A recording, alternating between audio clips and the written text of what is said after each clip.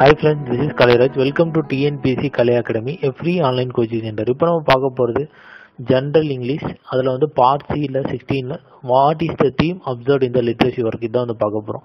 இதில் மொத்தம் ஒரு 13 லிட்ரேசி ஒர்க் இருக்குது. இந்த 13 லிட்ரேசி ஒர்க்குடைய தீம் என்னென்ன அப்படின்னு வந்து நம்ம வந்து இப்போ டீட்டெயிலாக வந்து பார்க்கலாம். ஃபர்ஸ்ட் வந்து பார்க்க போகிறது ஸ்னேக். இது எழுதுனது வந்து D.H. ராலன்ஸ்.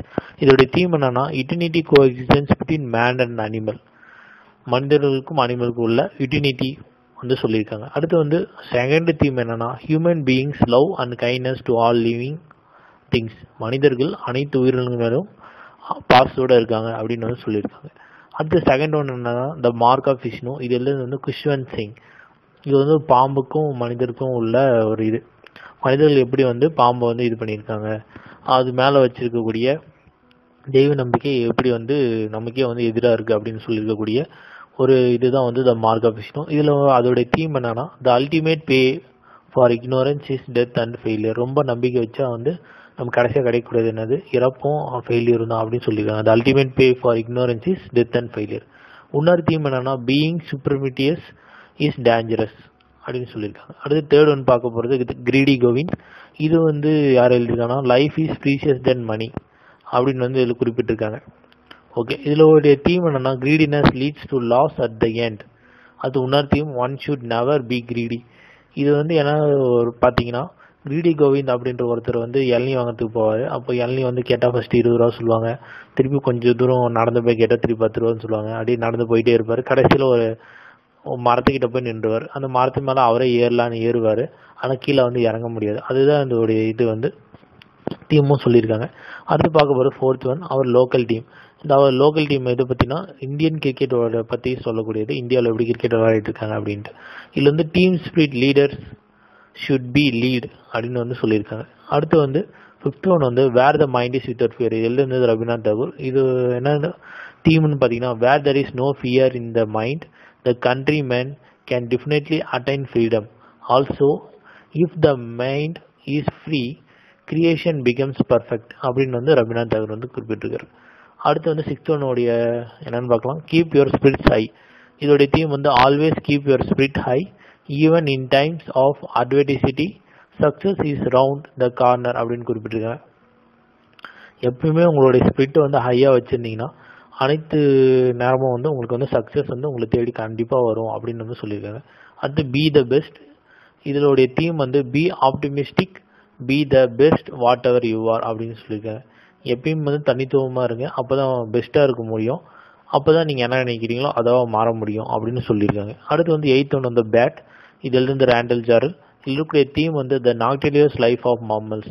மம்மல்ஸோடைய வாழ்க்கையை வந்து குறிப்பிடக்கூடியது. பேட் வந்து மம்மல்ஸ், அதோடைய வாழ்க்கையை வந்து குறிப்பிடக்கூடியது.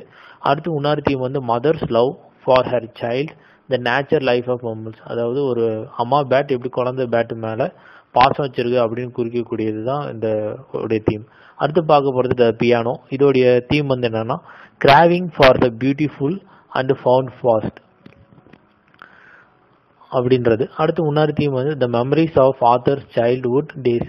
அதாவது அந்த பியானோ எவ்வளோ பியூட்டிஃபுல்லாக இருக்குது, அவங்க சைல்ட்ஹுட் டேஸில் வந்து ஆத்தர் வந்து எப்படி அந்த பியானோ அவங்க அம்மாவை செஞ்சால் எப்படி இருக்கும் ஒரு நினைக்கக்கூடிய இந்த பியானோடைய தீம் தான் இது. அடுத்து வந்து 10th ஒன் வந்து த மாடர்ன் மில்லியனர். இது எழுதுனது ஆஸ்கர் வைல்ட். இதோடைய தீம் வந்து என்னன்னா in an era when the gap between the privileged and the depressed was vast this short story tells us how a poor yet kind young man gets the recognised he deserved அப்படின்னு குறிப்பிட்டிருக்காங்க. இதில் வந்து எப்படி வந்து ஒரு பணக்காரர் எப்படி ஒரு ஏழையாக வந்து ஒரு ஓவியம் வரைஞ்சிட்டு இருக்காரு, ஓவியத்தை வந்து வரைய சொல்கிறாரு. அந்த ஓவியம் மூலிமா அவர் பணக்காரர் இல்லை அவர் ஏழைன்னு சொல்லிட்டு பண்ணியிருந்தாலும் நமக்கு பிற்காகவே தான் தெரியுது அவர் எவ்வளோ பெரிய பணக்காரன். அது ஒரு தீமாக வந்து குறிப்பிட்டிருக்காங்க. அடுத்து இன்னொரு தீம் வந்து we can't judge the person by.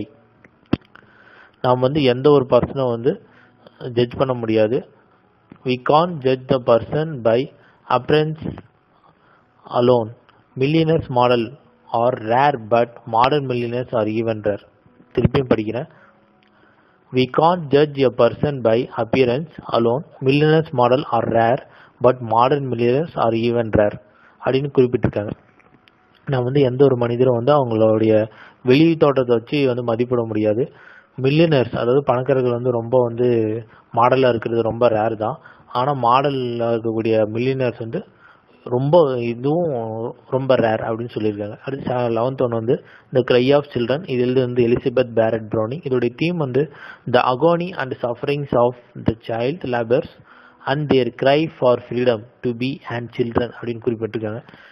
இது என்ன பற்றி சொல்லுதுன்னா, குழந்தைகள் தொழிலாளிகளுடைய அவங்களுடைய இது பற்றி சொல்லக்கூடியது. எப்படி குழந்தை தொழிலாளிகள் வந்து அழுந்துக்கிட்டே எப்படி அவங்க சுதந்திரத்துக்காக வந்து இது பண்ணிட்டு வேலை செஞ்சுட்டு இருக்காங்க அப்படின்றது சொல்லக்கூடியது தான் இதோடைய தீம். அடுத்து 12th வந்து மைக்ரண்ட் பேர்ட்.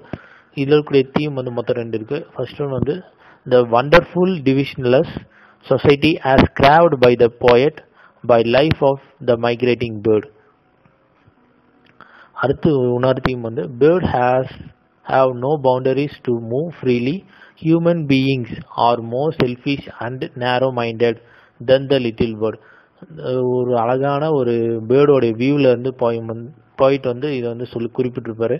அந்த எப்படி வந்து அந்த பேர்டு வந்து மைக்ரேட் ஆகுது ஒரு இடத்துல இருந்து இன்னொரு இடத்துக்கு. அது மட்டும் இல்லாமல் அந்த பேர்ட்ஸ் வந்து எந்த ஒரு பவுண்டரிஸும் தேவையில்லை, எவ்வளோ சுதந்திரமாக மனிதர்களை பார்த்துட்டு மனிதர்கள் எப்படி வந்து செல்ஃபிஷாக இருக்காங்க, எப்படி நேரோ மைண்டடாக இருக்காங்க அப்படின்னு அந்த லிட்டில் பேர்டு சொல்கிற மாதிரி வந்து இந்த தீம் வந்து அமைஞ்சிருக்கு. அடுத்து நம்ம பார்க்க போகிறது கடைசியாக வந்து சில்பி. இதோடைய தீம் வந்து the creative work of sculptor. எப்படி வந்து ஒரு சிற்பி வந்து ஒரு கற்சலையை வந்து வடிக்கிறார் அப்படின்றதுடைய தீம் தான் இது. The creative work of sculpture சில்பின்ற இதாக வந்து. ஓகே, இப்போ நம்ம வந்து ஜென்ரல் இங்கிலீஷில் 16th தீம் வந்து பார்த்துட்டு இருந்தோம். இந்த தீம் வந்து மொத்தம் வந்து 13 லிட்ரேசி ஒர்க்கும் ஃபுல்லாக வந்து பார்த்துருக்கோம். இதுதான் வந்து தீம். எக்ஸாம்பிள் வந்து எப்படி கேட்பாங்கன்னா, ஏதோ ஒரு லைன் வந்து கொடுத்துட்டு 2 லைன் கொடுத்துட்டு போயமில் இருக்கக்கூடிய 2 லைன் கொடுத்துட்டு கூட இதோடைய தீம் என்னன்னு கேட்கலாம். இல்லாத அந்த போயமுடைய பேர் கொடுத்துட்டு கூட தீம் வந்து என்னன்னு கேட்கலாம்.